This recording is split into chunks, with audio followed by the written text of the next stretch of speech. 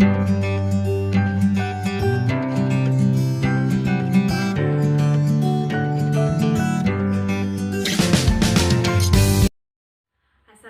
semuanya, kembali lagi ke YouTube channel aku. Dan kali ini aku bakal membahas materi silabus. Dan apa aja sih yang bakal aku bahas? Di sini aku bakal membahas tentang pengertian, ada juga manfaat, ada juga komponen, terus ada juga prinsip pengembangan dari silabus itu sendiri, terus ada tahap pengembangannya dan juga langkah dalam pengembangan silabus itu sendiri. Kalau kalian mau tahu, don't skip for watching. Kita langsung aja ke materi pertama. Tapi sebelumnya aku mau ngasih tahu kalau di sini aku melihat ada panduannya karena takut salah aja ngasih informasinya. Jadi langsung ke materi yang pertama, ada pengertian silabus. Apa sih pengertian silabus? Jadi pengertian silabus itu adalah silabus sendiri adalah rencana pembelajaran pada suatu mata pelajaran tertentu yang mencakup standar kompetensi dasar, ada materi pokok atau pembelajaran, ada kegiatan pembelajarannya, indikator pencapaian kompetensi untuk penilaian, alokasi waktu dan sumber pembelajaran itu sendiri. Itu menurut dari Kunandar tahun 2011. Yang kedua, ada manfaat silabus. Apa sih manfaat silabus untuk kegiatan pembelajaran sendiri? Jadi, silabus ini bermanfaat sebagai pedoman dalam pengembangan pembelajaran lebih lanjut, seperti pembuatan rencana pembelajaran atau RPP. Terus ada juga pengelolaan kegiatan pembelajaran dan pengembangan sistem penilaian.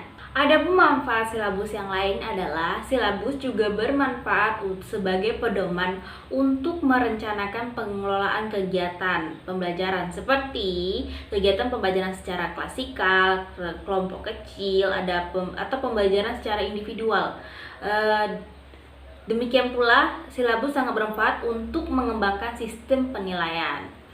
Yang ketiga, ada komponen silabus. Apa aja sih yang kira-kira menjadi komponen di dalam silabus itu sendiri? Jadi, di dalam silabus itu sendiri sekurang-kurangnya terdapat 9 komponen yang harus ada di dalamnya. Yang pertama ada identitas silabus itu sendiri. Yang kedua ada standar kompetensi. Yang ketiga ada kompetensi dasar. Yang keempat ada materi pokok atau pembelajaran. Yang kelima ada kegiatan pembelajarannya. Yang keenam ada indikator. Yang ketujuh ada penilaian. Yang kedelapan ada alokasi waktu. Dan terakhir yang kesembilan ada sumber pembelajaran. Materi keempat ada prinsip pengembangan dari silabus itu sendiri. Apa aja kira-kira yang menjadi prinsip pengembangan silabus? Yang pertama adalah ilmiah, di mana ilmiah ini adalah keseluruhan materi dan kegiatan yang menjadi muatan dalam silabus harus benar dan dapat dipertanggungjawabkan secara keilmuannya.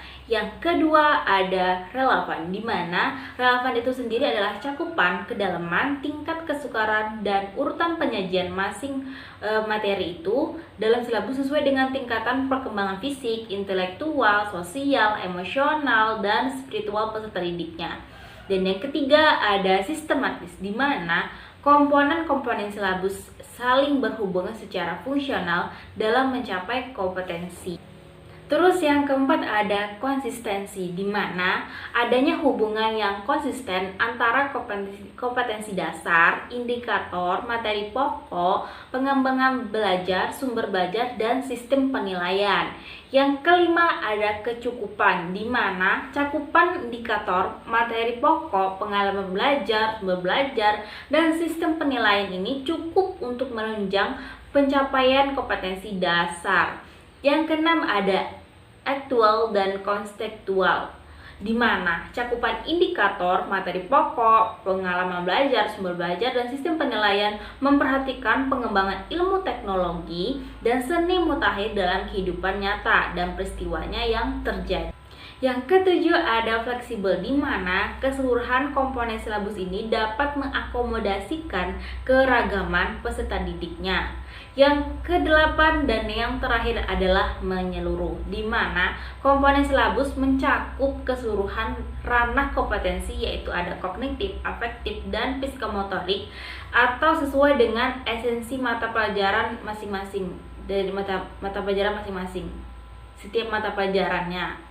Materi kelima adalah tahap-tahap pengembangan silabus atau tahap-tahap perencanaan silabus, di mana di dalam tahap perencanaan ini terdapat 5 tahapan. Yang pertama ada tahap perencanaan, yang kedua pelaksanaan, yang ketiga ada perbaikan, keempat pemantapan, dan kelima ada penilaian.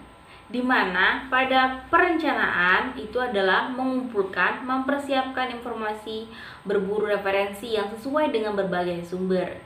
Yang kedua ada tahap pelaksanaan, di mana dalam menyusun silabus harus sesuai dengan pedoman pada standar isi dan kurikulum KTSP. Oke, tahap yang ketiga ada tahap perbaikan, di mana silabus perlu dikaji ulang sebelum digunakan dalam kegiatan pembelajaran.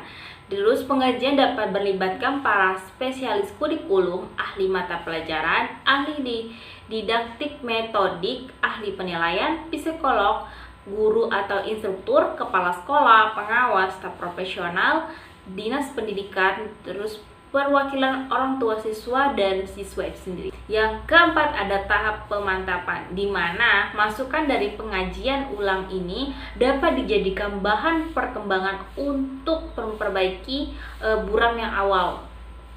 Apabila telah memenuhi kriteria, rancangan silabus dapat segera disampaikan kepada Kepala Dinas Pendidikan dan pihak-pihak yang berkepentingan lainnya.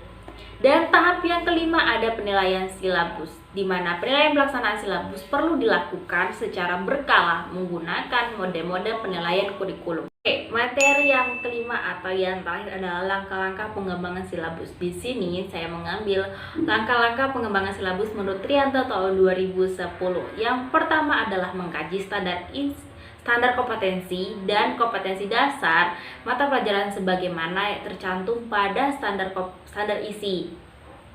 Yang kedua adalah mengidentifikasi pokok atau pembelajaran yang menunjang pencapaian KD. Yang ketiga adalah mengembangkan kegiatan pembelajaran, di mana kegiatan pembelajaran dirancang untuk mencapai pengalaman belajar yang melibatkan proses mental dan fisik dalam rangka pencapaian KD. Yang keempat adalah merumuskan indikator pencapaian kompetensi, di mana indikator merupakan penanda kompetensi KD, dan juga indikator digunakan sebagai dasar untuk menyusun alat penilaian.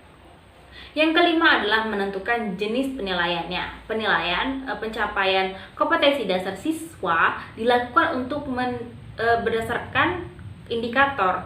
Penilaian dilakukan dengan menggunakan tes bentuk tertulis. Yang keenam adalah menentukan alokasi waktu. Penentuan alokasi waktu pada setiap KD didasarkan pada jumlah minggu efektif dan alokasi waktu mata pelajaran per minggu. Alokasi waktu merupakan perkiraan waktu rata-rata untuk menguasai KD yang dibutuhkan oleh siswa yang beragam. Oke, poin ketujuh atau yang terakhir adalah menentukan sumber pembelajaran. Penentuan sumber belajar didasarkan pada SK dan KD serta materi pembelajaran, kegiatan pembelajaran, dan indikator pencapaian kompetensi. Di mana sumber pembelajaran itu bisa berasal dari buku, media cetak, dan elektronik, alam, atau sumber lainnya yang bisa dimanfaatkan sebagai sumber pembelajaran untuk menunjang pembelajaran dan mencapai tujuan pelajaran atau KD-nya. Oke, itu dia materi tentang silabus. Semoga bermanfaat dan dapat menambah wawasan kalian semua. Dan jangan lupa untuk like, comment, and share ke seluruh sosial media yang kalian punya. Dan jangan lupa untuk subscribe channel ini. See you and next time. Wassalamualaikum warahmatullahi wabarakatuh.